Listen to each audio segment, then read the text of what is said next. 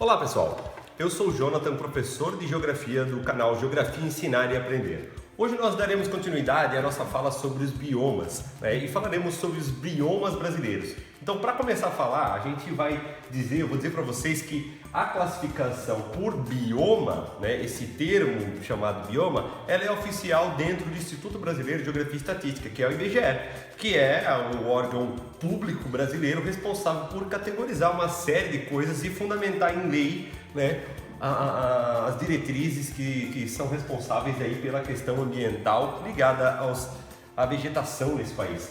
Tá? Então, quanto aos biomas, nós temos 6 biomas. E a gente vai ter o bioma amazônico, que pega essa região equatorial, que pega aí mais de 3 milhões e meio de quilômetros quadrados só dentro do Brasil. Depois a gente vai ver um pouco mais detalhadamente essas características da Amazônia.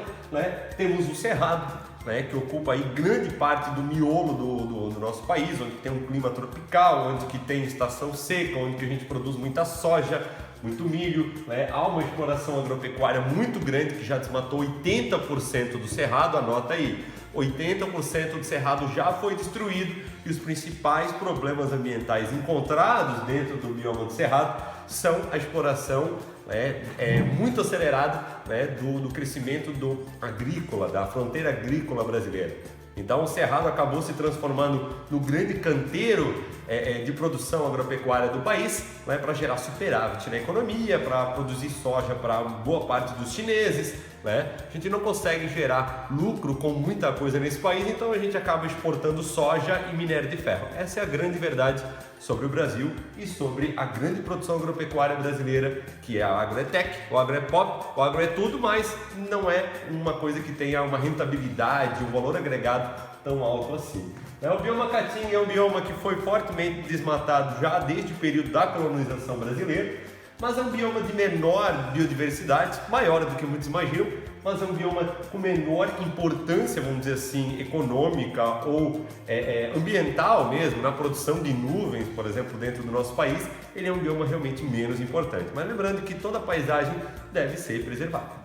O bioma Pantanal, ele é o bioma mais endêmico que a gente tem. É a maior planície sujeita à inundação regular do planeta, o Pantanal, e é uma coisa que praticamente só existe nessas dimensões dentro do Brasil e do Paraguai.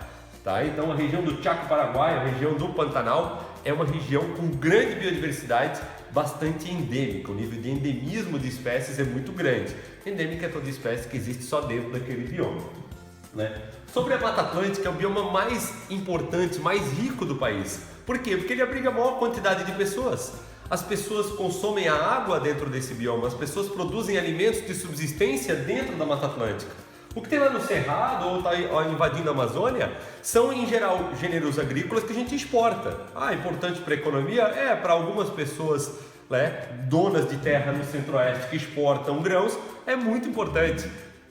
Mas para grande parte do nosso arroz, feijão, batata, cebola do nosso dia a dia, a Mata Atlântica é o quintal de produção desses gêneros agrícolas, Então é muito importante desses produtos da agricultura. E o bioma Pampa é um bioma bastante degradado, é um dos piores biomas que a gente tem com relação a desmatamento, dentro do nosso país, em função da pecuária extensiva, que acontece há muito tempo em cima desse solo. A gente tem um processo de laterização, que seria um pisoteamento, um entupimento do solo, no médio e longo prazo, e a arenização. O bioma Pampa é um bioma que sofre com o processo de arenização, que é quando ele vai perdendo aquela grande quantidade de nutrientes, em decorrência aí do excesso de trabalho, de retirada de nutrientes desse solo, para plantar pasto aí para cultivo, para criação de animais. Então depois a gente vai falar um pouco mais sobre alguns desses biomas, fazer um pouco mais de aprofundamento aí. Temos também a classificação dos domínios morfoclimáticos. O que são os domínios morfoclimáticos? Essa classificação ela vem de um geógrafo chamado Aziz Nassib Absaber. Aziz Absaber, que trabalhou na USP até 2012, até os últimos meses de vida ele estava trabalhando ainda, morreu aos 89 anos em 2012. O Aziz Absaber ele foi um dos principais geógrafos de geografia física do país. E ele tinha um mapa que se chamava domínios morfoclimáticos, levava em consideração a geomorfologia no contexto de como ela abriga a vegetação. E ele consegue diferenciar, por exemplo, mares de morros de mata das araucárias. Tá? Então, a mata das araucárias corresponde às áreas planálticas do que a gente chamava de Mata Atlântica na classificação de bioma, certo? Então, o bioma Mata Atlântica, eu estou começando pela Mata Atlântica agora, né?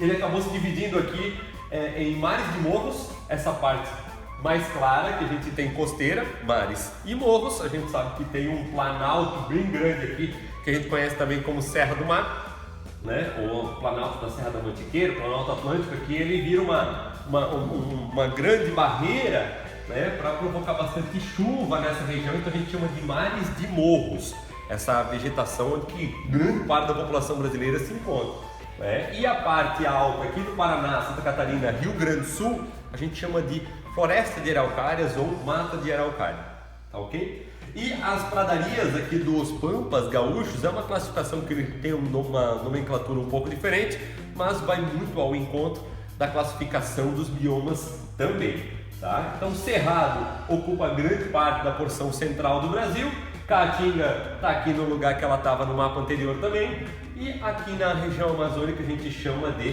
domínio morfoclimático amazônico. Quais são as principais diferenças da classificação do IBGE para a classificação do Absaber? Principal diferença: desaparece o Pantanal na classificação do Absaber. Por quê? Porque ele considera que aquilo ali é uma transição de vegetação, tá? Entre o Cerrado e a região do Chaco aqui, ele vai considerar que tem uma transição. Essa transição no IBGE a gente chama de Pantanal. Outra grande diferença são as faixas de transição. Ele está perfeitamente correto quando ele fala da classificação das faixas de transição. O problema é que, para fins de legislação, é muito complicado você trabalhar com a faixa de transição. Se eu disser que uma empresa precisa recompor a vegetação nativa e tiver que explicar a vegetação de transição, isso não seria muito simples. Então, a classificação oficial para fins legais, muitas vezes você vai ver a nomenclatura do bioma. Digamos que tu tem uma plantação nesse lugar aqui, ó, algum lugar talvez no norte de Minas Gerais, né? E daí você tem que recompor a vegetação nativa. Você está entre a Caatinga, o Cerrado e mares de morros, né? Se você olhar nesse mapa aqui, vai ficar mais ou menos, se eu tivesse colocado o mapa mais ou menos no lugar, a gente poderia com certeza dizer aí que o bioma cerrado, as espécies de cerrado são as que você vai replantar. Está perfeitamente correto? Não! Esse mapa aqui ele é melhor. Muitos vestibulares vão utilizar esse, outros vão utilizar esse. Então é bom você conhecer os dois mapas, tá? Quanto às florestas equatoriais, a gente sabe que a floresta amazônica só no Brasil ocupa 3,5 milhões de quilômetros quadrados, né? 40% do nosso território, e ela chega a mais de 6 milhões de quilômetros quadrados, né? Considerando aí vários outros países, que é Brasil, Bolívia, Peru, Equador, Colômbia, Venezuela, Guiana Francesa e Suriname. Essa localização da Amazônia dentro do território brasileiro, das Guianas. Esse pedacinho aqui é o sul da Venezuela, isso aqui é Colômbia, Equador, Peru e aqui a Bolívia, tá? Então são territórios que têm grande parte da Amazônia dentro do território deles também, tá? Na última década, entre 7 e 20 mil quilômetros quadrados foram desmatados por ano. A gente sabe que tem uma polêmica muito grande envolvendo no ano de 2019 aí, as queimadas na Amazônia, mas as queimadas na Amazônia não aconteceram só nesse ano. Eu tenho uma postagem no meu site, né, que se chama geografiaensinaraaprender.com, né, onde que a gente tem essa questão de atualidade de 2019 explicada lá, sobre o percentual de desmatamento, sobre quantos milhares de quilômetros quadrados foram desmatados desde que os sistemas de catalogação desse desmatamento foram criados. E sim, a gente teve períodos de maior desmatamento, menor desmatamento. A gente vinha numa descendente, a gente vinha reduzindo a nossa capacidade de desmatar a Amazônia, e no ano 2019 essa capacidade ela foi muito aumentada, né? E as queimadas aí ampliaram ainda mais o problema relacionado com isso, né? A expansão agropecuária é o principal problema dentro da Amazônia, em termos de desmatar a Amazônia? Sim, com certeza. Qualquer questão do Enem, qualquer questão do vestibular, falando que o crescimento da exploração agropecuária é o principal problema do desmatamento da Amazônia, você pode colocar que sim. Tá? Temos outros problemas? Temos problemas relacionados à geração de energia, né? 3 grandes complexos hidrelétricos foram criados dentro da Amazônia: o complexo de Belo Monte, Jirau e Santo Antônio. Tá? Então, Jirau e Santo Antônio são hidrelétricas que foram construídas dentro do estado de Rondônia e o complexo energético de Belo Monte no estado do Pará. Tá? Então eles também são grandes responsáveis pelo desmatamento da Amazônia. O potencial urbano de desmatamento na Amazônia ainda é muito pequeno. Tá? Então essas duas respostas aí com certeza ficariam muito melhores.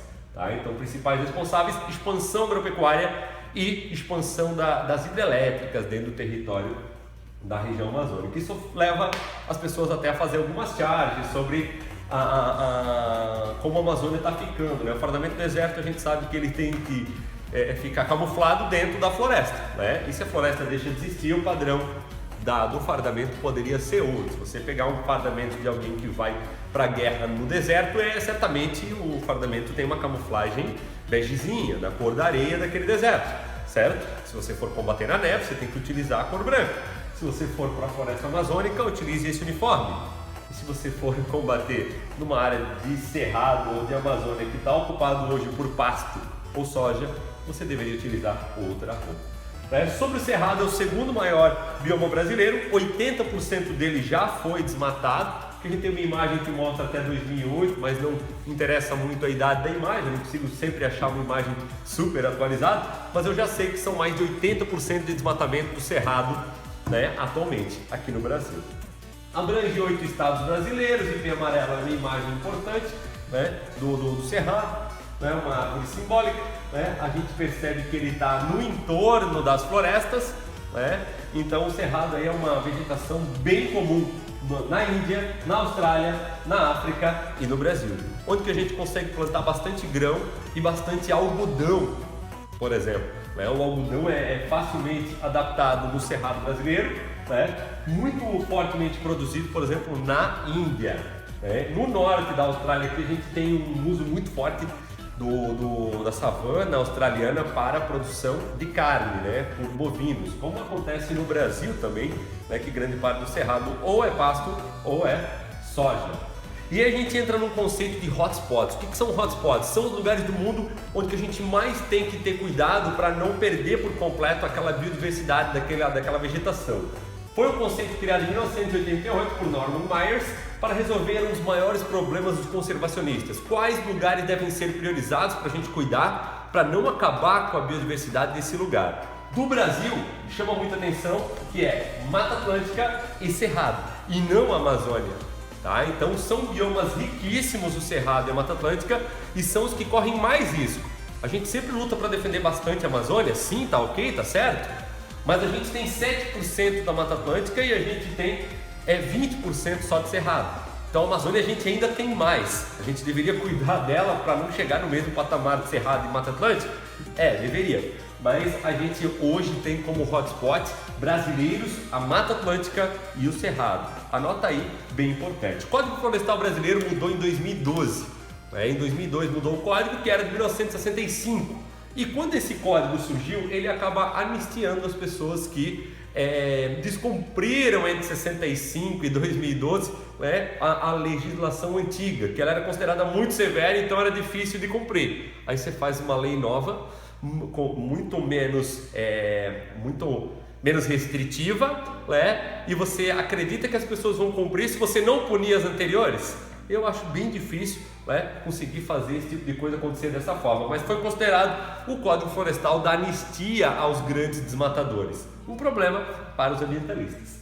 Tá? E aqui a gente tem mais uma charge falando sobre a questão do ser humano, que ele vai desmatando os lugares e depois ele vai sentir saudade. Valeu? Não esquece de seguir essa página, não esquece de curtir esse vídeo, compartilhe com seu coleguinha que também está sem aula. Vamos nos cuidar, fique em casa, um abraço, beijo, valeu!